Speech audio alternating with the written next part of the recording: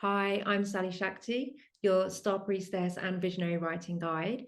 And today I would like to welcome you to the Writing and Thriving Conversations for Visionary Writers. And I would love to welcome Anna Sansom, who is going to introduce herself to you now and tell you a little bit about her writing journey and what she does. Thank you. Thank you. First of all, I'm so excited to have this conversation with you. Ever since we connected, it's been sparking ideas in my head. So thank you for that. So I'm Anna Sansom. I do a lot of different things, but the core one when it comes to my writing is I write about desire, love, and lust. So I've been writing erotica for over 25 years, and I turned 50 this year. And I'm now reframing my writing to say that I write about intimacy, because that feels even more expansive. And as I get older, I'm just needing to feel this space of expansion.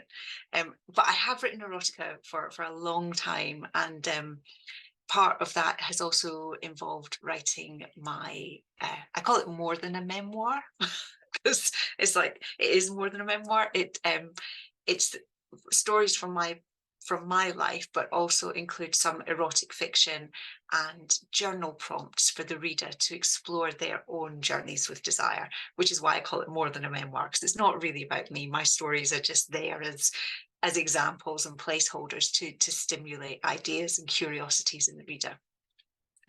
So yeah, and I had written for DIVA Magazine for a couple of years, so I was their sex life editor. And DIVA Magazine is the UK's leading magazine for LGBTQIA and non-binary people. I also trained and worked as a sexual surrogate partner, which is sort of where my interest and curiosity around the expansive nature of sexuality and intimacy also stems from.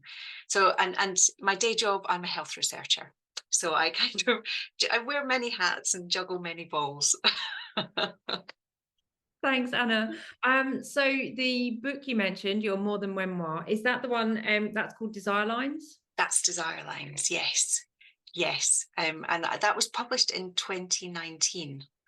And we're recording this December 2023, and I was writing it in 2018. So that kind of means it's now 5 years old, which has been really interesting at crossing this sort of path of turning 50, because I kind of feel that Desire Lines was very much about my life and experience and learning and knowledge in those first 45 years of my life. Then there was this sort of like 5-year period where the book came out, and I've been doing some other things.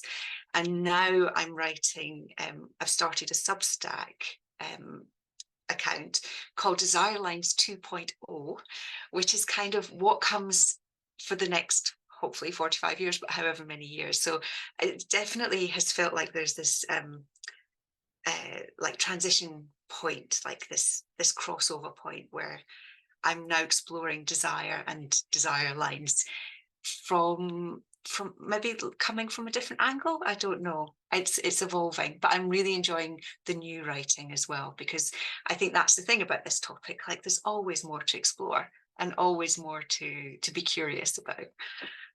Absolutely. And there's so many questions, so many ways we can go with this conversation now. And I want to start with what you just mentioned about this sort of transition point. So you wrote your More Than Memoir, Desire Lines, and that was in 2018, published it in 2019. It's kind of 5 years on now.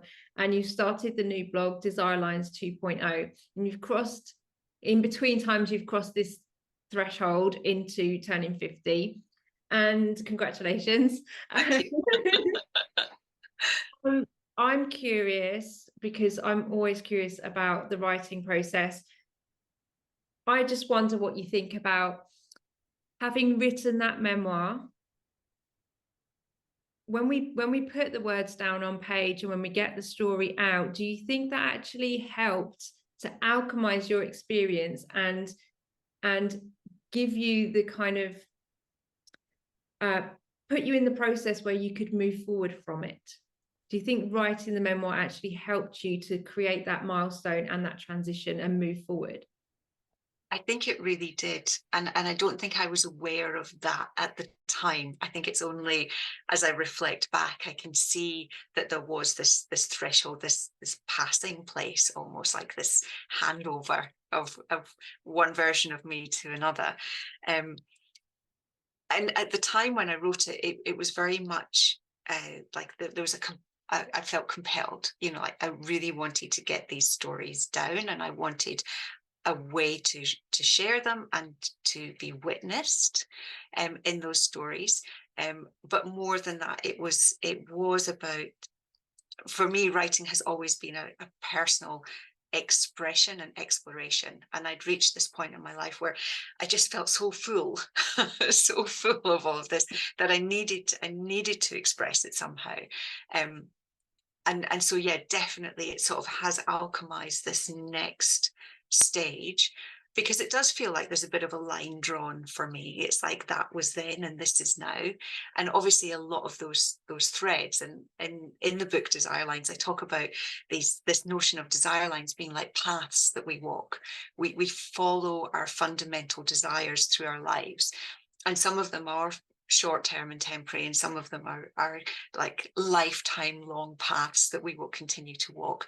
So definitely many of my fundamental desire lines still continue to be woven through my life now, but I needed to almost kind of focus my attention on what had been in order to create the next stage.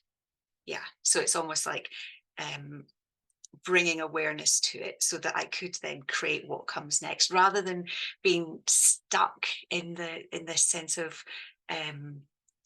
non-completion. Yeah. Oh my goodness, absolutely. Yes, writing as alchemy. And then that giving you the ability to create the next stage of your life, like birthing the book being, you know, one version of you that's brought into form and brought to completion, so that then a new version can begin to birth into the world through your next writing. Absolutely, absolutely. And for me, like, writing erotica has always been about, I've got things that I want to explore. And what I've noticed is, as I age, those things are changing, and I need a new space to explore what my personal eroticism looks like. Because I'm not ready to give up on it. So I need to bring these threads with me, like it's an active wanting. And that's what I call Desire Lines 2.0, the Substack, a living experiment, because that's kind of what I'm sharing through my writing now, is like this living experiment of, so what might desire look like in midlife and beyond? And specifically for me, queer midlife. Thank you. And you've written blog posts, so your Substack is like this ongoing transmission of your writing and this ongoing alchemy of desire into your life. And you've written about queer menopause, which I would love to get into in a moment. I want to go back a little bit to the book, and just to be curious, if I was reading that book, or if someone was reading that book and you said there's exercises in there for the reader, what would they get from an exploration of your book at this stage? Yeah. So I in everything I do, I kind of strive for simplicity. I want to make life as easy as possible. I think life is way too complicated, and if there's any way to simplify things. So within Desire Lines, I have questions for the reader. And what you do with those questions is entirely up to you as a reader. So for me, writing is always my go-to way to explore things. So for me, I would use them as journal prompts. Like, that's how I would explore the questions. But somebody else might just like to think about it. They might like to talk them through with a friend or a trusted confidant, whoever it might be. Or they may have other ways, so that, they might be with the question and move an expressive dance, whatever their medium is, to like feel that embodied connection with themselves and their desire. But I think very much for me, that the reason I really wanted to write Desire Lines is because I see such narrow versions how we're allowed to be as sexual beings. And those like limited versions never worked for me. They never suited me. So I always had to like push the edges and make space for me and my sexuality and my self-expression. And I kind of want to help create spaces for other people to do that, so they never feel restricted or limited, or that they're weighed down by others' expectations, but there's actually space for them to explore, what do these things mean to me? How do I want this to be in my life? What matters to me? And that's kind of what the whole theme of Desire Lines is about. It's about find out what matters to you. And then if those are things you want to pursue in your life, it's about having, it's not even strategies and plans. It's just, it's mostly about putting the energy into those, so they don't just always sit in a box or sit on a shelf or sit in a one day I hope, I wish, but you can actually have this full life that you're longing for. Oh, absolutely. So who would you say it was for? Who's a good reader for Desire Lines? Yeah, so I wrote the book for women, and as a person who identifies as genderqueer, it's kind of like, oh, is that limiting to say this is a book for women? But it is women centered and women focused. So for anyone who identifies as a woman, or for anyone who feels that they would be comfortable reading a book where women's experiences are centered. So that's kind of the broad. I think it's probably more for women kind of like 35 plus. Again, I don't want to put an age around it because we all have our own journeys with this stuff. But I think, coming to a place in your life where you are ready for more, and ready to push those boundaries and push those boxes and push those limitations further away, stepping into the more of the fullness of yourself. So I don't kind of want to limit it to a specific demographic, because I think we all come to those places at different times. Most of the people who I know who have read the book have been kind of midpoint in their lives, whatever that means, and they feel that they're at a crossroads. So they feel that they're at a point of change or a point of choice, and what do they want to choose, and to feel that they actually have the agency to make those choices in their life. Yeah. Thank you. Thanks, Anna. It's really great just to kind of bring those people in here, and let them know that this book is for them, especially if they are really curious or open to exploring through their own desire and their own sexuality and gender. So it's just so powerful that you've brought this book into the world. Thank you. Yeah, and I would add, so within the book, I do talk about sexual healing through the work that I did as a sexual surrogate partner. I also talk about kink and BDSM. So that's in there as well. So I want to be like really open about that. So it is like sexuality, gender, healing, kink. But at the core of that, it's all about who are you? Yeah. And, take what's helpful and leave the rest. Thank you. It's really exciting, and I already can think of a lot of people, myself included, who would benefit from reading that. So let's move forward into the now. You spoke about your desire for writing the book as a desire to be witnessed, and I've been following your Desire Lines 2.0 Substack, and your most recent post that came out this week was very much, I think, an invitation to be intimately witnessed. You were writing about wet dreams and a specific experience that I assume to be a real life experience of your own, waking up and from a wet dream. So I'm curious about that relationship with the reader. That kind of in erotica is very much a somatic relationship, that there is very much the potential for a reader to feel physically or emotionally aroused from reading your writing, and that also that is very vulnerable for you to expose that. So can you talk a little bit about your position as a writer and that relationship with the reader that you're creating? Yeah, that's a brilliant question. Thank you. Um, so I kind of think of my writing as falling into two main camps. One is the erotic fiction, which the aim of that is to titillate and arouse and to inspire some somatic experience, some embodied experience in the reader. And then there's my creative nonfiction. So my blog posts, desire lines, the book, that kind of thing. And those pieces, which that one that you've just referred to, the wet dreams one, is about, for me, is about permission. So growing up, I didn't feel I had permission to talk about these things, to explore these things, to even reference the fact that I was a sexual being. And that again has been a thread that's gone throughout my writing, is about creating spaces of permission. So my relationship with the reader in that arena is much more kind of like a peer. Like I like to think of us as a peer relationship. So, you know, you might think of it as like a friend relationship, or a big sister, or an auntie, or somebody that you trust and can confide in.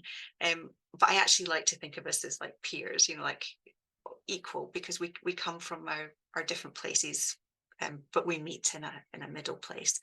And then there's the blurring of lines, which is that I do incorporate some fiction into my non-fiction and vice versa.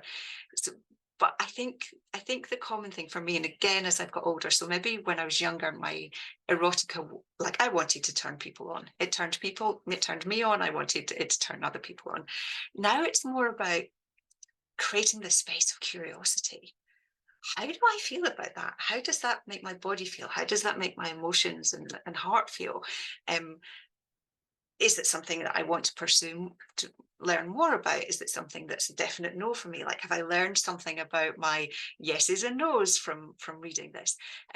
So I come back to questions all the time. Like, I'm much more interested in offering questions than answers because I can't know what the answers are for anybody other than myself. So yes, in terms of relationship with reader, like, people come to me because they feel safe. That's the bottom line. So there is that sense of safety and permission, but also expansion, which I think is different to some other erotica writers who have a much more, hey, you know, I'm here to seduce you, and I love that as well. But that's not really me. I'm kind of like somewhere else. Thank you. So you mentioned about blurring the lines, and there's a lot of different ways I want to go with that question. Let's start with the simple, what I think might be the simplest one, is again, in that blog post, you seemed to me to be blurring the gender lines with your language. And so is that something that you do intentionally, and how do you go about that, and why? Yeah, so this is something that I would say in that sort of intervening 5 years. So since Desire Lines came out, so within Desire Lines, the book, I do talk about gender, and I talk about gender journeys, and I talk about experiences of that I've had with gender, where like my sense of being a woman is either responsive to the environment I'm in, or again not limited to these stereotypes. And in the last 5 years, I think, as I've become a better ally to non-binary and trans community, I'm more interested in how do we explore these topics without it being about gender and genitals. And of course, gender does not equal genitals either. So I think for me personally, like it's almost like a challenge that I've set myself in my writing now. So can I write more expansively? Can I remove some of the tropes or some of the stereotypes around gender from my writing? I'm also exploring, can I remove sex from erotic writing? Like, if it becomes about intimacy and sensuality, do we even, yeah, so these are like all the things that I'm exploring at the moment. But I do think, you know, in this day and age, there is so much space for new explorations. And akin to deciding and knowing your own sexuality. Like, what does gender actually mean to me? What does my gender mean to me? How do I want to present that? How do I want to be perceived? So yeah, I hadn't really picked up on that in that last post, but you're right. I do. I definitely do, and I don't think it was consciously intentional, but I think there was definitely something going on there. Yeah, you have a deeper intention around that. I just want to throw something in that's not exactly planned, but it's in response to what you just said, and now I've forgotten it. Yeah, if that inquiry about removing sex from erotica. Now, you've been writing erotica for 25 years, and I'd love to ask you also, how you got into that, what kind of writing skills are required for that. And I know you teach others as well. And so you mentioned about that space of safety and what are some of the core writing skills that you teach? And whilst you're mulling on that, I just want to throw in a little bit about that inquiry about removing sexuality or removing sex from erotic writing. And to me, eroticism is the desire of anticipation, and it's not always about getting to the sex. Sex often is the least erotic part of erotic desire. So I'm curious about that kind of unfolding for you as well. Mm. Yeah, and one of the sort of the guidelines around erotic writing is it building erotic tension? Like you say, it's not even about the act of sex or the orgasm or whatever it might be, but is there a build? Is there anticipation? Is there that leaning in?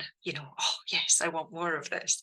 And so I guess what I'm curious about at the moment is how do we embrace who we are as erotic beings, as individuals who can feel our sexual energy, and then make choices about what we want to do with that sexual energy. So for me, sexual energy and creative energy are very much like interlinked, interwoven, interchangeable, come from the same place, and we kind of decide what we want to create and manifest with that. But my sexual energy is my life force. Like, if I'm not feeling that, my vitality isn't that, I'm much flatter. So for me, keeping that movement of my sexual energy is important, but that doesn't mean having lots of sex necessarily. And I think that, again, this is one of the limitations that is sort of put on us, is if you're a sexual being, that means you either want or are having lots of sex. So the challenge for me is within writing, and this is what I teach in my classes as well, is how can we explore these broader themes of eros, eroticism, intimacy, sexuality. What does sex even mean? Like, as in, how do you define sex? As somebody in the LGBTQIA plus community, the last thing I think about is penis and vagina, and yet if you go mainstream, that's what sex is meant to be. So we kind of bust a lot of the myths around what makes hot sex.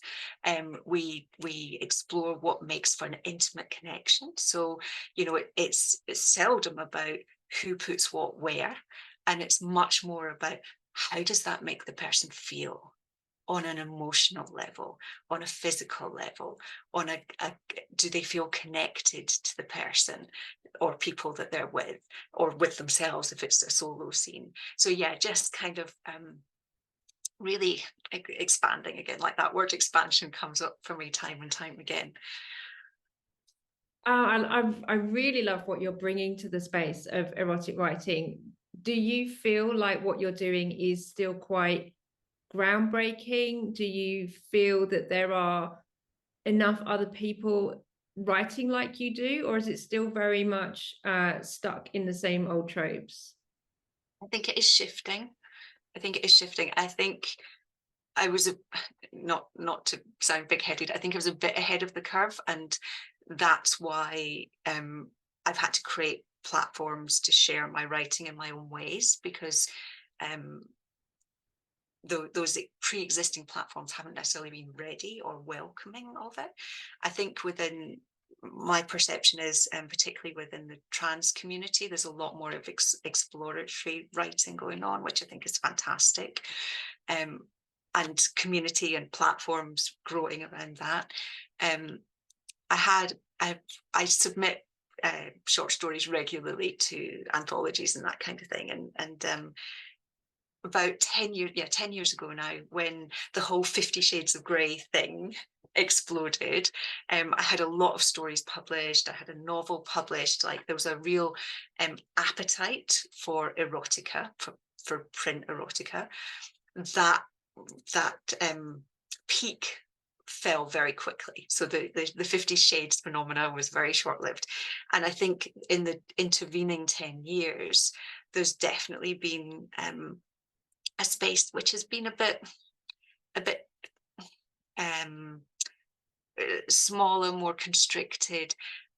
People sharing their work and their writing as best they can, and finding platforms for it. But in terms of those platforms becoming more well known or being shared more widely, that has been limited.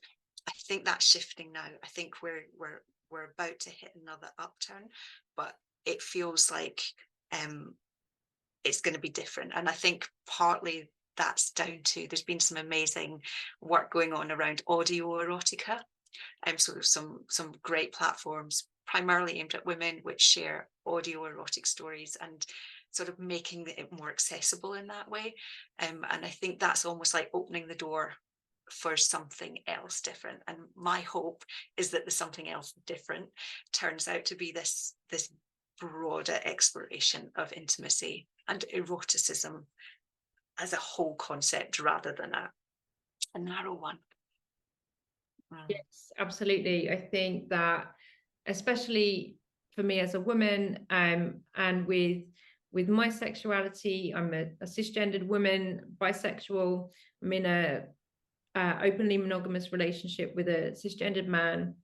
I'm really interested in exploring wider sexual expression, wider erotic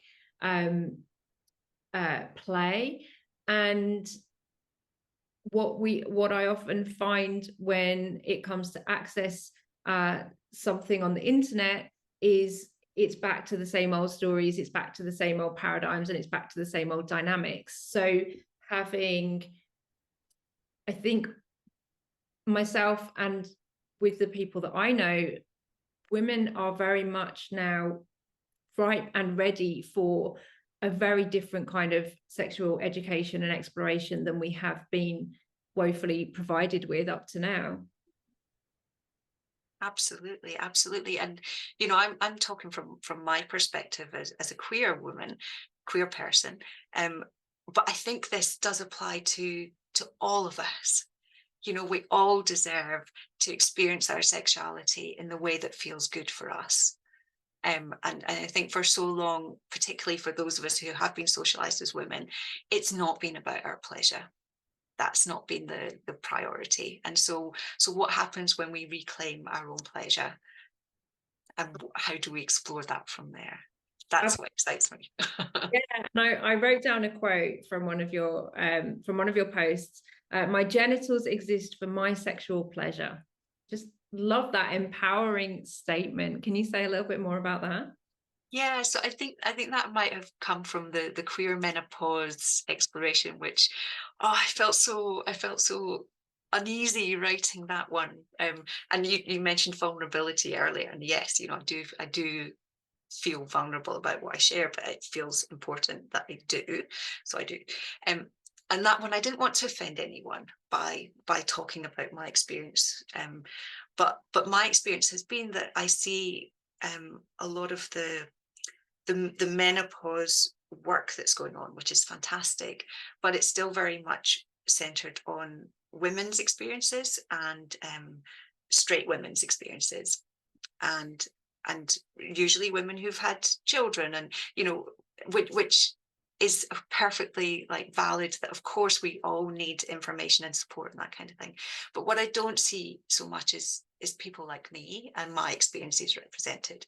And so what I wanted to say in that post was like my reproductive system, my genitals, that whole kit and caboodle, for me has never been about reproduction.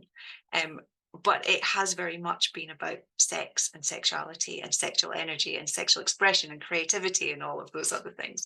And I really wanted to kind of like bring the focus to say, so my body, my choices, how do I experience my body? How do I want to experience my body? And that's where that line came, you know, my genitals are for my sexual pleasure. And if I choose to share that with somebody else, that is my choice. Obviously somebody else who's consenting and all of those things.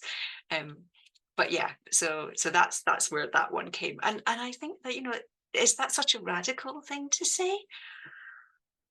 Is it just that we don't see many people being able to say that in that way, or we don't see many women or women identified people? I don't know. Yeah, it feels to me very empowering to be able to state that and claim that boldly, and something that we, you know, that I also can embrace and hope that others will embrace as well. And I'm glad that you mentioned the you know, you're writing around the queer menopause experience, your queer menopause experience, and the vulnerability that you felt in sharing that post. I want to bring us back around again to the blurring of the lines that you've mentioned. And also in one of your Desire Lines posts, I got very excited reading about the blurring and blending of memory, storytelling, fantasy, and writing. And this is where I think we get into what you've been speaking around as well, that creative energy and sexual energy are the same energy. So first, simple question. You said that you like to connect, you know, move that sexual energy through your body, and it doesn't always have to be through having sex. Would you say that writing is a way of moving that sexual energy through your body for you personally? It is. And for me, it's one of the key ways I stay connected to it. So no matter what else is going on in my life, like it gives me a way to stay connected to that part of me in an exploratory, open way. Yeah. Great, thank you. So, I mean, for me, I do feel like, yes, the sexual energy, you know, in sort of yogic spiritual practice, we call it Kundalini, and the creative energy, it's all the same. It's life force. It's moving through us. For me, although I don't write erotica, I still experience that I'm much more connected to the movement of that energy when I'm writing every day. You know, when that energy is just I'm allowing it to flow through me and not getting blocked. So for you, as your writing is erotic and it's centered on eroticism, you wrote in one of your posts about that you couldn't really remember, you weren't really sure if you had a particular experience or if it was just something you'd written about, and if you'd written about it, how much of it was memory, how much of it was fantasy. There's this really interesting blurring of reality that seems to happen when we work with writing and sexuality and creative energy. Can you speak a little bit about that, please? Yeah, so it surprised me when I twigged what was going on. But yeah, this sense of, because I've written so much erotica over the years, some just for me, some for publication, some for lovers, you know, it's like had different purposes. But there's come a point where, because I also draw on my own lived experiences, I just had this realization that there is this zone where I can't be 100% certain that that event or that experience or that feeling was linked to something that did happen for me in real life, happened for me in my imagination, happened to another character in a story that I wrote, or is some sort of combination of all of that. And I actually really like that. And when I shared that post, somebody commented about and they likened it, it's like there's some neurological thing, can't remember the details of it, but it's the similar thing to when athletes are preparing for a race and they mentally rehearse. So they picture themselves at the starting line, and they imagine the sound of the crowd and the starting gun, and then they picture themselves, like running with ease and crossing the finish line, all that kind of thing. And the person who commented said, and studies have shown that the brain can't tell the difference between, was that a real experience or an imagined one? So the physiological effects that happen in our body are the same, regardless of whether we've imagined it or we've actually experienced it, which is super exciting when it comes to sexuality, because what it means is, in our eroticism, because what it means is that we imagine, we have the capacity to imagine something, and our body can experience the pleasure that's associated with that imagining, as long as we make it pleasurable. I mean, that's the other thing. It's like we 100% get to choose what we imagine, what we fantasize about.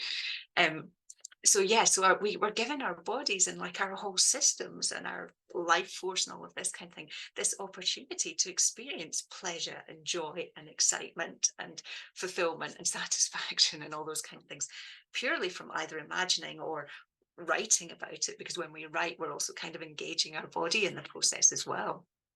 So I was really excited to think about that. And then when you contacted me and you said the thing that you said, I was like, oh my gosh, that's even more fascinating.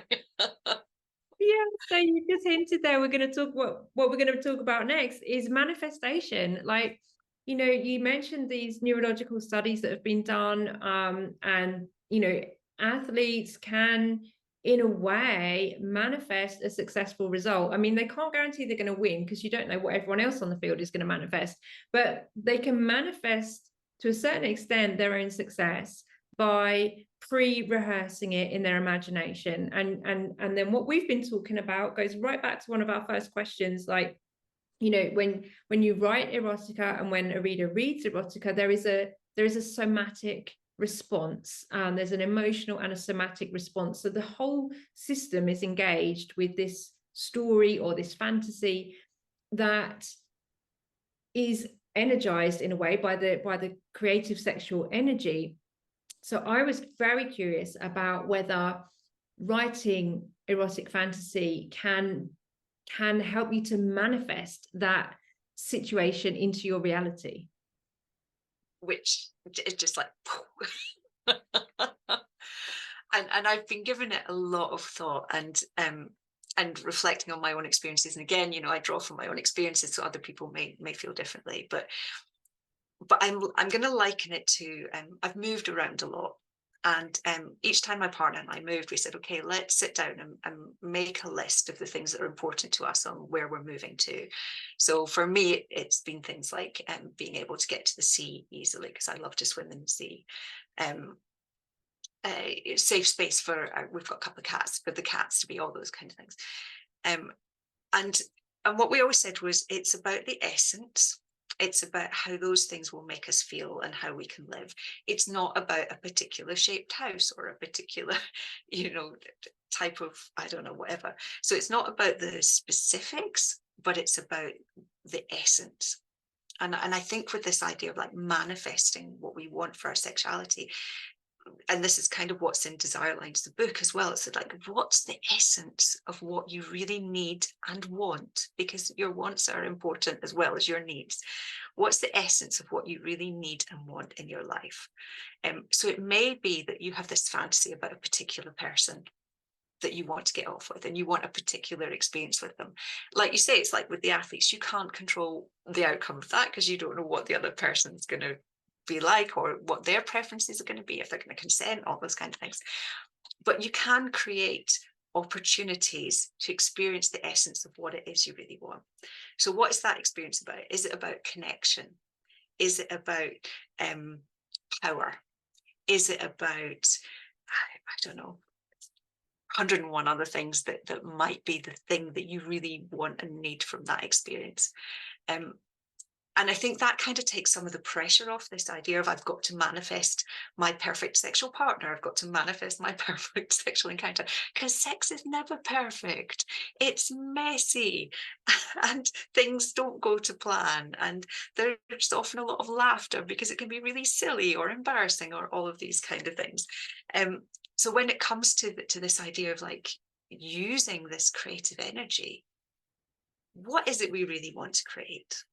That's the question. And then by writing about it, because again, you know, if writing is your go-to thing, you're putting your intention, and then the energy can follow that intention, and then what's possible to create.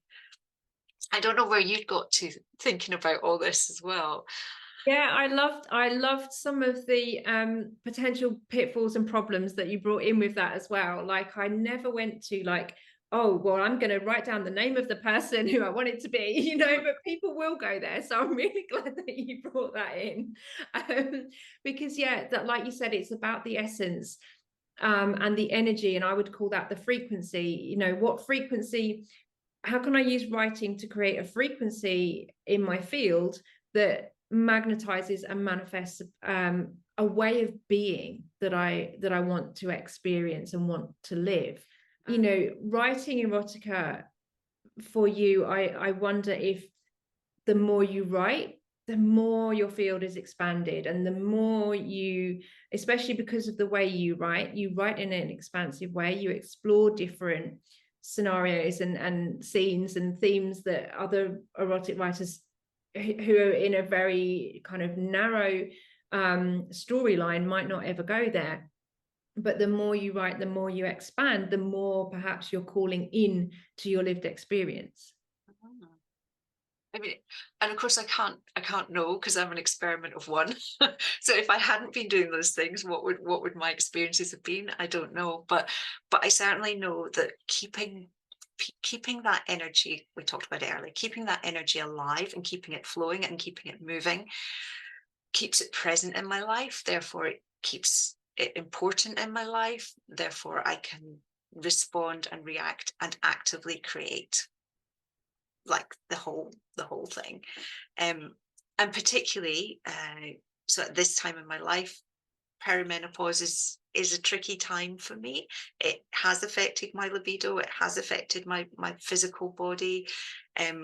It's not plain say, it's affected my emotions hugely. I've had anxiety where I've never had anxiety before, you know, all these kind of things which aren't conducive to that perfect, you know, sexual encounter that we all dream about from the Hollywood movies and all that kind of thing. But writing, and even if it's just I think this is the most important, but if it's journaling just for myself, like forget writing stories, forget writing for an audience, journaling, keeping it flowing, keeping it live, saying this matters to me, like I'm saying this is important, I'm going to keep revisiting it, I'm going to keep exploring, because it is important to me, and I know doesn't have such a high importance for everyone. And again, this is where personal choice comes in and personal needs and wants come in. But yes, I can't remember what the question was, sorry.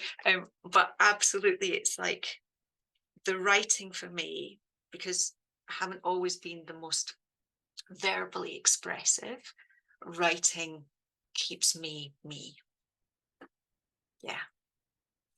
Yeah, I really like that. I love where you went with that, Anna. Thank you. And I also wonder if well, again, two things. I wonder if writing through a dry period can help you to, again, you know, keep that energy alive, and also to reignite it. And also sometimes the writing of the desire or the fantasy itself can be enough, as you said, you know, to simply acknowledge, and it's not simple, but to acknowledge in ourselves, this is a desire that is in me, and this is a desire that's valid. And, you know, that can be an enormous threshold for somebody to cross, to be able to acknowledge and accept the physical and sexual and sensual desires that they have, that perhaps have been excluded from our social and cultural experience and upbringing. Absolutely. Yes. Yeah, I think that that's it in a nutshell, really. And, you know, many of us have fantasies which we don't actually want to happen in real life. Like, they're brilliant as fantasies. The realities of it either just wouldn't physically be possible, or, you know, there are many reasons why the reality wouldn't work for us. So to be able to use our imaginations and our creativity to explore these things, which even though we don't want to or couldn't or whatever in the physical plane, the material plane, doesn't mean we can't experience them and can't embrace those desires within ourselves, because they point to something, you know, they're telling us something about what matters to us. Yeah, absolutely. And there's so much there that is pertinent to identity and sexual identity, gender identity, sexual expression, how we perceive ourselves and validate ourselves in the world. And if that is through personal journaling, then that is, you know, I teach a lot of journaling. That is such a powerful way. And it is one of the bravest things we can do to truly show up and meet ourselves on the page as we are, because we might be facing aspects of ourselves that have been denied by others or by ourselves for a long, long time. And so being able to put that on the page, whether publicly or privately, is an enormous act of empowerment, really. Yeah, yeah, and self-love, you know, it's saying I do embrace the whole of me. And I think, you know, the power of journaling, of writing, whether, as you say, for public or private, but the power of writing is that, I don't know about anyone else, but I can start a thought and then get distracted. Either like I will deliberately distract myself, or just my thought gets lost. When I'm writing, it's like I'm channeling those thoughts into onto a space, into a space. I'm collating them. I'm giving them space. I'm giving them time, and I can revisit them if I want, and I can elaborate, or I can get better understand what was going on by rereading what I've written as well. So it's incredibly powerful. I mean, I'm so excited by the work you do, because what a gift to support people to write. I mean, it's like, as somebody, as a, you know, as a kid, I was the one in the corner with the books, and books have always been the thing for me. It's like, wow, more books, more writing in the world. Yes. Yes. Thank you, Anna. And yes, I think what you said there, you know, when you write your thoughts out, you give them space, you give, you know, you give attention and intention to this thought or fantasy or desire that is within you, or reality that you desire to express. And what I want to add to that is, when we write, we also are bringing that thought into physical reality. We're bringing it into physical manifestation by putting it on the page. Even when we type onto a computer screen, we are bringing it into a form of physical manifestation. But especially if we actually connect with you know, paper and pen and the physical world, we bring it into physical form. And sometimes that can be the scary thing that stops people from writing. I know it has been for me in the past, and especially if you are more of a spiritual nature and you think, well, I can't write that because then it will come true, and that would be terrible. You know, there'll be terrible consequences. The way that we manifest through writing is not such a straight line of, I'm going to write it down and then it's going to become true, which I think we've spoken about in our session today. But we do actualize those thoughts into the physical world. So as you said, we give them reality, we give them weight, we give them importance in our lives. And then if it's something that we don't want, there are things we can do with them in a kind of you know, ritual way. You can safely burn them if you don't want to keep them, if you don't want to read them back, and if you don't want anybody else to see them. Words can be burnt very powerfully. Must be done safely, of course. You know, there are ways that we can we can return that energy back to spirit in a way that it's been transformed because it's moved through our bodies. The way that I work with people is this, that when the words are stuck, when there's something that needs to be said or expressed or embodied, and we don't want to let it through, or we don't give ourselves the space or the permission to let it through, then it builds up in the body, it builds up in our physical bodies, and creates patterns or thoughts or behaviors or other manifestations that we can move through. And again, it's about moving that energy through, putting it out onto the page, because a lot of, especially taboo subjects and taboo desires, if we don't let them through, when we don't let them through, we're blocking that energy from continually moving, which it needs to do. It needs to flow. So when we can let it out onto the page, whether it is something we want to call into our lives or not, we give it physical manifestation, we give it physical form, and then we can choose from an empowered place what we do with that and how we move forward, because we will have been transformed through, as we said at the beginning about writing your first book, you're transformed through the alchemy of writing, because you're moving something through your body and giving it form and space and time in the world. Yes. Absolutely. And I think, you know, one of the things, as you mentioned, like taboos around this kind of writing, is that shame is heavy. Shame is heavy and it blocks us, and I would just like encourage people to think about shame and vulnerability. And whilst vulnerability can feel very scary, it still opens, it's an opening, whereas shame is a closing down. And I think particularly, you know, one of the things, and again, I write about this in Desire Lines, the book is around how shame has stopped me. Shame has blocked my path. And there's no way over it, there's no way around it, the only way is through it. And for me, like the writing through the shame, and then, as you say, you can choose what to do with that writing afterwards, but it's incredibly powerful, it's incredibly cathartic to be able to write through any shame we may experience, and acknowledging that shame generally comes from our societal conditioning. Yeah. Absolutely. So just to complete that thought, and we're almost at the end of our time now, but just to complete that thought, it is incredibly cathartic and powerful to write through those feelings.